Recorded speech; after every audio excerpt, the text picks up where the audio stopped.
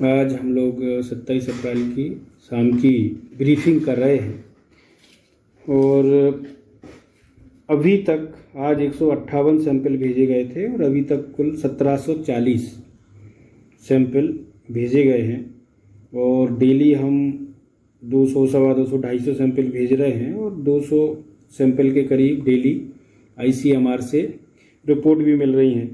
आज अभी तक 87 रिपोर्ट आई हैं जिसमें एक पॉजिटिव पाया गया, मनोज चौरसिया जो पाटन के हैं, जो पहले संदीप तिवारी आए थे भोपाल से और जो पॉजिटिव पाए गए थे उनके संपर्क के हैं। तो पाटन में भी अब जो इनकी बाढ़ है वो कंटेनमेंट जोन बन गया है और इस तरह से अब हमारे ज़िले में 13 कंटेनमेंट जोन हो गए हैं और एक ही पाटन में हो गया है और एक ही मझौली में पौड़ा हो गया है और बाकी के 11 कंटेनमेंट जोन शहरी क्षेत्र में हैं। जो अभी तक कुल पॉजिटिव केस 69 हैं। 7 लोगों की स्वस्थ होकर घर चले गए हैं, एक की मृत्यु हुई है और बाकी सारे केस मेडिकल कॉलेज और सुखसागर में हैं। जो सर्वे है वो लगातार चल रहा है, हाई रिस्क लोग निकाले जा रहे हैं, उनके सैंपल्स लिए जा रहे हैं और उनको सार्थक ऐप डाउनलोड कराया जा रहा है। कंट्रोल रूम से उनकी लगातार निगरानी रखी जा रही है, वो काम लगातार चलेगा। कंटेनमेंट एरिया में हम आवश्यक वस्तुएं लगातार पहुंचा रहे हैं, आवश्यक वस्तुएं पहुंचाते रहेंगे। रमज़ान का भी माह है, उस हिसाब से भी जो आवश्यकता है उसकी भी पूर्ति कर रहे हैं।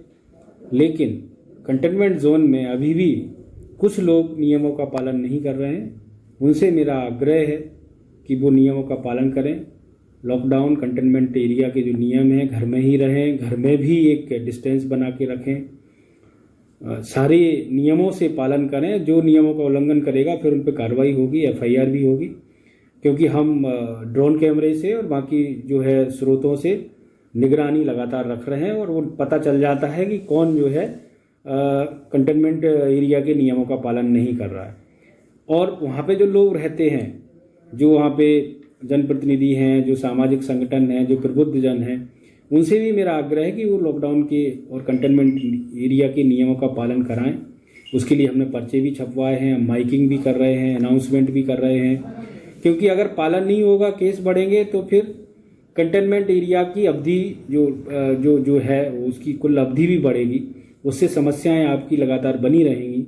तो जितना आप पालन करेंगे उतनी जल्दी, अगर कोई 28 दिन तक केस नहीं आएगा नया, तो वो कंटेनमेंट एरिया फिर हट जाता है, कंटेनमेंट जोन वो खत्म हो जाता है। तो बहुत सारे वहाँ पर सारी चीज़ें रिलैक्सेशन जो मिलना चाहिए वो मिलने लगते हैं। तो इसमें हमें सबको मिलकर काम करना पड़ेगा जिससे कि कोई समस्या ना हो। नगर निगम को भी निर्देशित किया है कि सही से वहाँ पे सामान भेजें और पानी की व्यवस्था रहे उन क्षेत्रों में, दवाई की व्यवस्था, आवश्यक वस्तुओं के पहुंचाने की व्यवस्था रहे। लेकिन उस एरिया का कोई भी व्यक्ति ना तो बाहर आए, ना उस एरिया में कोई व्यक्ति नगर निगम का जो आवश्यक वस्तुएं लेके जाएंगे उसके अलावा कोई जाए, ये हमें सख्ती से लागू कराना पड़ेगा। नहीं तो वो उसकी अवधि बढ़ेगी और अवधि बढ़ेगी तो फिर सबकी समस्याएं जो बनी हुई हैं वो लगातार बनी रहेंगी। बाकी जो अभी तक पूरा लॉकडाउन था 2 दिन, आज भी लॉकडाउन रहा और इसमें आप लोगों का, सभी जबलपुर वासियों का बहुत अच्छा सहयोग रहा, उसके लिए मैं आपको धन्यवाद भी देता हूं। हमारा पुलिस प्रशासन का अमला, नगर निगम का अमला, मीडिया के साथ ही सामाजिक संगठन, सबका सहयोग रहा और ऐसे ही लॉकडाउन हम लोग करेंगे। लेकिन आवश्यक वस्तुओं की उपलब्धता भी सुनिश्चित कराना जरूरी है, तो वो भी शुरू कराई जाएगी। आज इस संदर्भ में आदेश भी जारी हो गया है कि अब 28 तारीख से कैसे जो आवश्यक वस्तुएं हैं, लॉकडाउन तो लगातार रहेगा 3 मई तक, लॉकडाउन में कोई छूट नहीं रहेगी, लेकिन जो आवश्यक वस्तुओं की उपलब्धता है वो कैसे होगी। तो इसमें जैसे कि जो हमारी सब्जी मंडी है, सब्जी मंडी बंद ही रहेंगी। यहाँ तक कि जो सब्जी मंडी खजरी खिरिया पाटन बाईपास वहाँ लगी थी वो भी बंद रहेंगी। किसानों से नगर निगम व्यापारी सब्जी खरीदेंगे और 15 जोनों में कुछ जगह निर्धारित हुई हैं जहाँ पर रात में ही जो है ठेले वालों को, दुकान वालों को सप्लाई कर देंगे। वहाँ पे भी किसी भी स्थिति में डायरेक्ट सब्जी खरीदने लोग जाएंगे नहीं, वो रात में ही काम होगा, 4 साढ़े 4 बजे सुबह वो काम खत्म हो जाएगा। तो हमको ठेले वालों से और दुकान वालों से ही सब्जी लेना है और उन ठेले वालों को, दुकान वालों का को हम आई कार्ड दिए हैं, उनको आई कार्ड अपना टांगना जरूरी है। नगर निगम को, स्वास्थ्य विभाग को उनका लगातार जो है हेल्थ चेकअप करना जरूरी है। मास्क पहनना जरूरी है और संभव हो तो वो ग्लव्स भी पहने। ये भी हम लोग जो है कोशिश करेंगे कि उनको ग्लव्स भी मिलें, ग्लव्स की भी व्यवस्था करें, जिससे कि सुरक्षित तरीके से आप लोगों को सब्जी, फल, आवश्यक वस्तुएं मिल पाएं। इसी तरह से जो थोक मंडी है, निवाड़गंज, मुकद्दमगंज, भरतीपुर, यहाँ पे भी कोई भी जो रिटेलर है या ग्राहक है उनका जाना अलाउ नहीं है। वहाँ पे लोडिंग ऑटो वाहन से जो थोक विक्रेता हैं वो रिटेलर्स को सामग्री की सप्लाई करेंगे। कोई भी रिटेलर वहाँ नहीं जाएगा, इसको हम लगातार सुनिश्चित कराएंगे, क्योंकि हमारे जो मुख्य कंटेनमेंट जोन है, चाहे हमारा वो सराफा वाला हो या हमारा जो ये अन्य जो हमारा मेन कंटेनमेंट जोन हो, उसमें ये जो हमारा बफर जोन में ये तीनों हमारे जो है निवाड़गंज, मुकद्दमगंज, भरतीपुर आते हैं। इसलिए हमें सुनिश्चित कराना है कि वहाँ पे आवागमन कम से कम हो और रिटेलर्स वहाँ ना जाएं, ग्राहक ना जाएं, ये हम सुनिश्चित कराएंगे।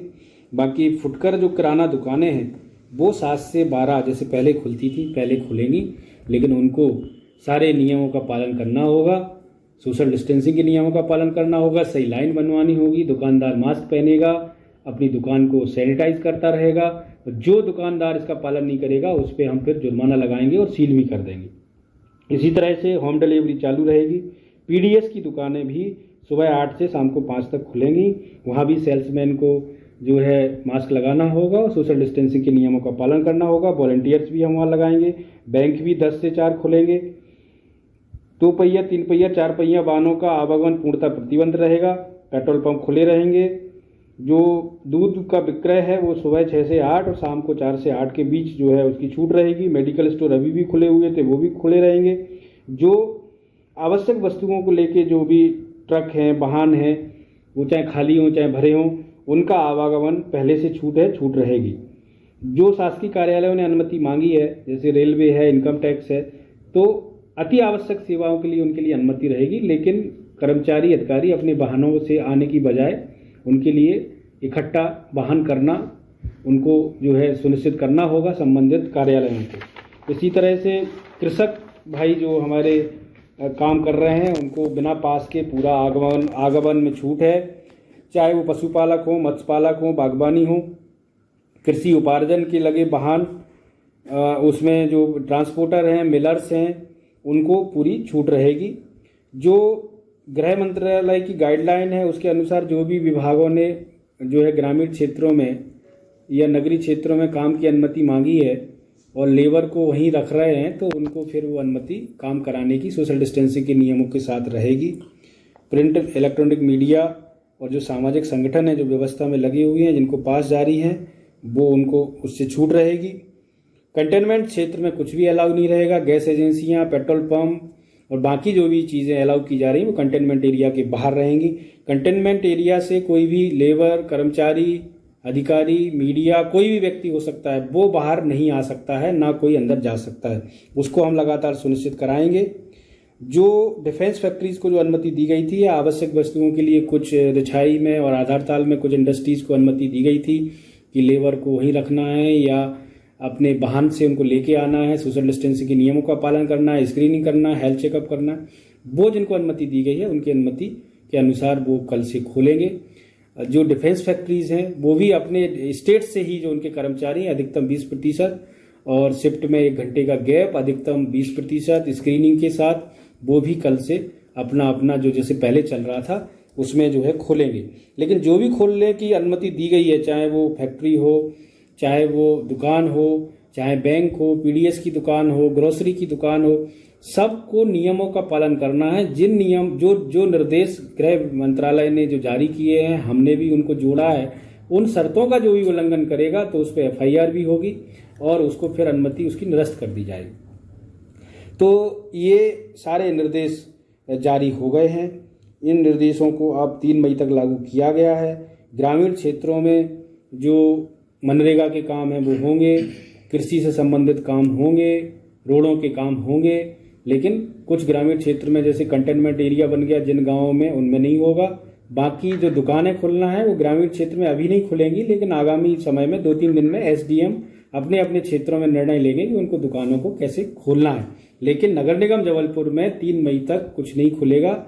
जिन चीज़ों को मैंने बताया वही खुलेंगी और उनमें भी सोशल डिस्टेंसिंग के नियमों का पालन होगा और सख्ती से ये हम पालन कराएंगे। जो इनका उल्लंघन नहीं करेगा उस पर कार्रवाई होगी और अगर लगा कि इसमें फिर वही स्थिति आ रही है तो फिर टोटल लॉकडाउन आगे किया जाएगा। तो लोगों से मेरा आग्रह है कि ये आवश्यक वस्तुएं आपको उपलब्ध हो रही हैं उसको हम लगातार सुनिश्चित कराएंगे, लेकिन नियमों का पालन करें, नहीं तो फिर से लॉकडाउन किया जाएगा और इससे सख्त लॉकडाउन किया जाएगा।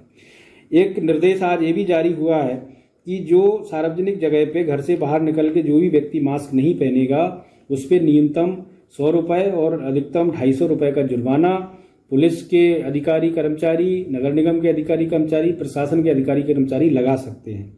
इसी तरह से नगरीय विकास विभाग से एक निर्देश आया है कि जो भी व्यक्ति सार्वजनिक स्थल पर थूकेंगे उनको भी 1000 रुपये का अर्थदंड, नगर निगम का अमला या नगरीय निकाय का अमला और ग्राम पंचायत क्षेत्रों में ग्राम पंचायत का अमला कर सकता है।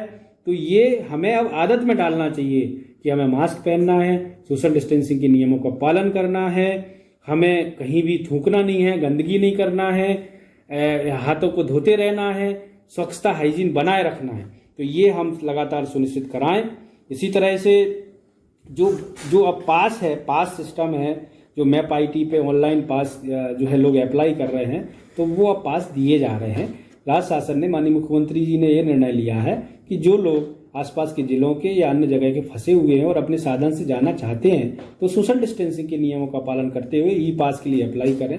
पहले हम मृत्यु वाले प्रकरणों में या हेल्थ इमरजेंसी में ही पास दे रहे थे, लेकिन अब अन्य चीज़ों में भी दिया जा सकता है। तो अप्लाई करिए, पास मिलेगा, सारी एंट्री होगी, जहां आप जाओगे वहां फिर आपको 14 दिन क्वारंटाइन रहना पड़ेगा। ये जरूरी है कि क्वारंटाइन तो वहां भी रहना पड़ेगा और वहां के डाटाबेस में आपको एंट्री कराना पड़ेगा, वहां का अमला आप पे निगरानी रखेगा। हमारे यहाँ भी जो लोग आ रहे हैं उन पे हम लगातार चेक पोस्ट से डाटा ले रहे हैं, उनको क्वारंटाइन रखेंगे 14 दिन और उन पे लगातार निगरानी रखेंगे, जिससे कि कोई भी संक्रमण की संभावना है तो उस पर हम काम कर पाएं और उसको रोक पाएं। लोगों से भी आग्रह है कि जो भी आ रहे हैं, जा रहे हैं, वो अपने स्वास्थ्य की भी चिंता करें। कोई सिम्टम्स अगर लग रहा है, कोई भी बात लग रही है तो चेकअप कराएं।